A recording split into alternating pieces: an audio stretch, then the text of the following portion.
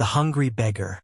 On a quiet street in a bustling city, a Stoic philosopher walked slowly, contemplating life and its many lessons.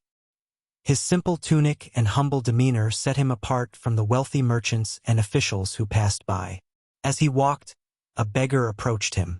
The man was thin, his clothes tattered, and his eyes hollow with hunger. Bowing his head, the beggar said, "Please, kind sir, I have not eaten in days. Could you spare me some food?" The philosopher paused, looked at the beggar, and then opened the small satchel he carried. Inside were a few pieces of bread, enough to sustain him for the day.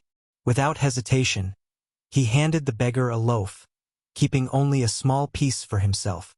The beggar, surprised by the philosopher's generosity, asked, "Why do you give so freely, even though you don't seem to have much yourself?" The philosopher smiled gently and replied, "True wealth is not in what I keep, but in what I can give. A rich man with full coffers but a stingy heart is poorer than the one who shares his last piece of bread."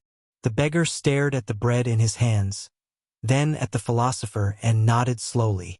"You have given me more than food," he said. "You have given me hope." The philosopher placed a hand on the beggar's shoulder and said, "May you find strength to walk your path, and may we all remember that wealth lies not in possessions but in the good we can do for others."